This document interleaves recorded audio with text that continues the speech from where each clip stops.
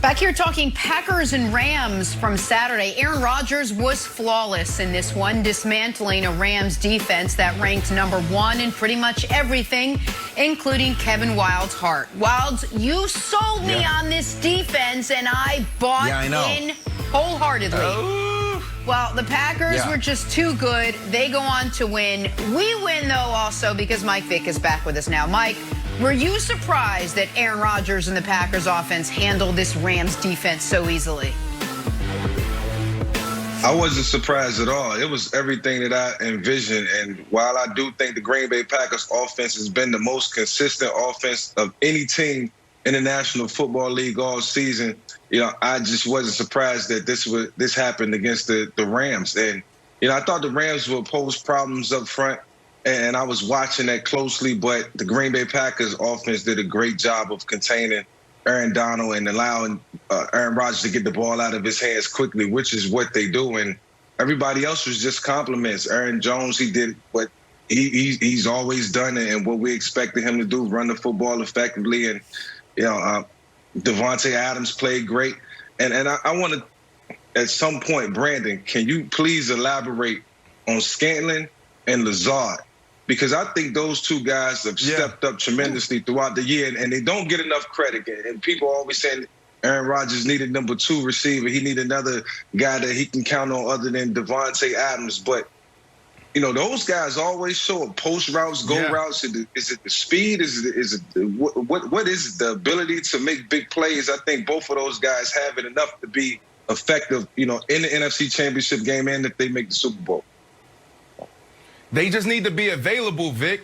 That's the thing. When you got a dog #1 receiver in Devontae Adams on one side, and then you have these two guys or, even the tight ends on the other, all you need is to be available. Because what's going to end up happening, you're going to see cover 0. You're going to see one-on-one against the #2, #3, #4 option in the secondary. So all you got to do is beat your man. And I'm going to be honest with you. I used to tell Eric Decker, I used to tell him all the time when he was with the Jets, like, bro, on first and second down, they're doubling me. Everywhere else is cover 0. So those go routes, those shot plays, putting the wide receivers in the slot, running the goes from there, it's literally lights out for you. If you beat him, then there's no one behind you. So I just think those guys just need to continue to be available. They just literally need to catch the ball. But I do want to say this, right? And I'll give my football analysis really quickly, because this, to me, was less about football, more about mindset. And for the last couple of weeks, I've been saying that. Like, we don't talk enough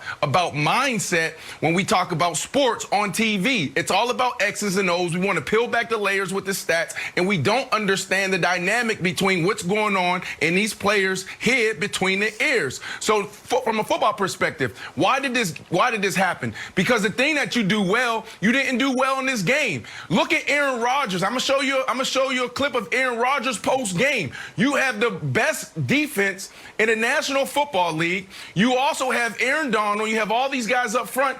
There's no blade of grass on his jersey. Look at the white. Look at the 12. There's nothing on his chest. There's nothing on his arms.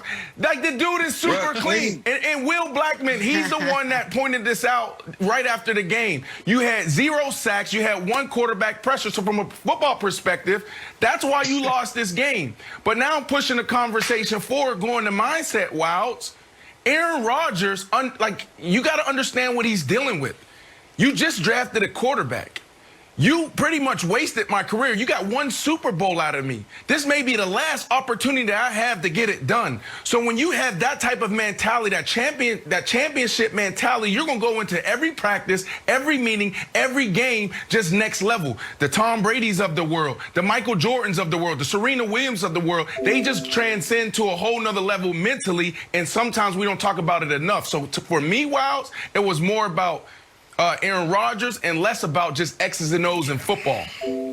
All right. I'll give you something about mindset, Brandon. I went to a vacation on the Caribbean one time, and I was going to jump off the boat and go swimming. And so, yeah, there's sharks in here. So you got to be careful. I said, well, I'm not jumping. I'm very nervous. And then we went somewhere else. I was like, are there sharks here? And they're like, no, there's no sharks. I'm like, oh, yeah. yeah, great day then. Great day for Aaron Rodgers. Let's go swimming, cannonballs off the boat. That's what happened to Aaron Rodgers. Aaron Donald was nowhere to be found. I should have known this, and I feel lied to, Nick. When I should have known this, when he's like, he's wearing a military-grade protection. I'm like, you know what? That doesn't sound good at all. And the idea that's like, well, he's out. He had 0 sacks. But, you know, next man up. Yep. Next man up doesn't work. There is no next man up. This proves that he's a defensive player of the year. It's like saying next man up if it's like Tom Cruise in Top Gun 2. Tom Cruise is out. Next man up. Nope. The whole thing falls apart. The secondary falls apart. Everything falls apart. That's right. So it's brutal that Aaron Donald played about half the snaps, and it proves that he's the defensive player of the year, because if he's not right, the whole thing goes down. That's the right take, Wilds. Now, I think the Packers would have won anyway, but it would have been a totally different game. But I think Aaron Donald's value has never been on further display than it was this weekend. I think, with no disrespect to Aaron Rodgers, I think a lot of people would argue the 2 best players in the whole league are Patrick Mahomes and Aaron Donald. And this weekend, we got to see how both of their teams looked with all that talent, with all that great coaching, with all those weapons, with Jalen Ramsey, whomever, when those 2 guys are out. And it's like, oh, the Chiefs score 0 points once Mahomes goes out of the game, except for a field goal on the drive that he got him downfield. The Rams, #1 defense in everything all year. Aaron Donald's out there, the Packers hang 30+ on him.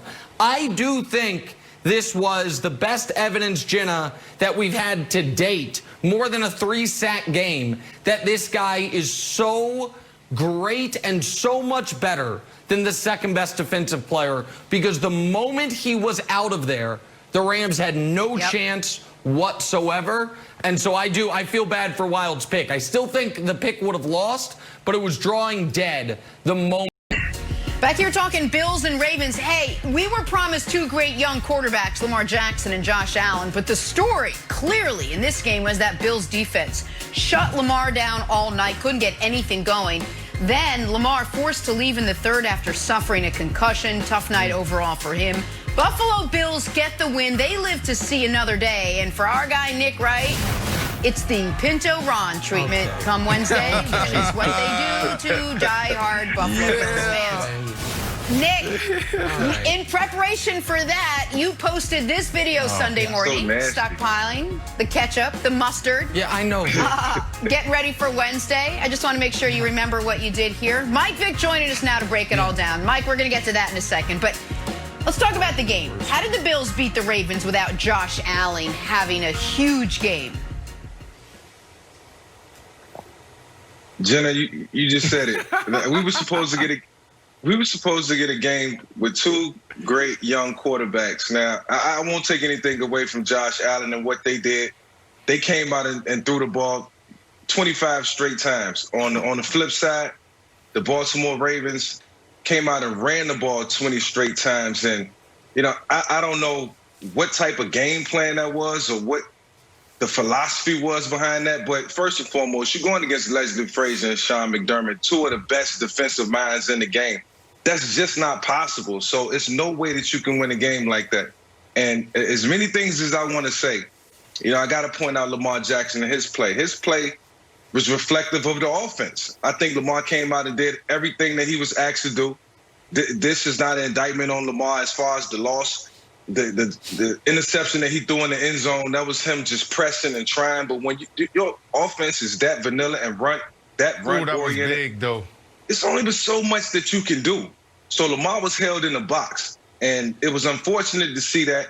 You know, I like what the Buffalo Bills did with Josh Allen. They opened the doors, they opened the floodgates, and they let him just throw it around and have fun playing backyard football. That's what he do. But for Lamar Jackson, it was all run-oriented, and that's not the way you develop and win games in this league. Yeah, but Mike, going into this offseason, that organization or Greg Roman, if they keep him, they decide to keep him, they need to have a shift in their philosophy and their approach to offense. But also Lamar Jackson. Lamar needs to also do his part. We know who he is as a quarterback. We also know who he is as a runner, how dynamic he is. But he also needs to develop, and go to the next level as a passer as well. There was a few times where, his feet wasn't right and he was just going off of pure ability. So I think if Lamar does his part, the organization do their part, we're going to see a better Baltimore Ravens team next year because they're going to go as far as Lamar take them. But Nick. Yeah. Them Buffalo Bills, I've been trying to tell you for 6 or 7 weeks, buddy. No. Do you believe now? Do you believe? Well, so I want to talk about Lamar, but let me answer that question first. I absolutely believe that, listen, the Bills, as Vic said, put the game entirely in Josh Allen's hands. And he rewarded them with 10 points on offense, and I thought didn't turn the ball over, played pretty well. Had another one of those fumbles bounce right to an offensive lineman. It's lucky. We'll see how that works next week. They said, we're never going to run the football. And we're going to throw all first half. And they went to halftime with 3 points. But that's fine. We'll see how it works next week. The story here is the Ravens. The story here is Lamar.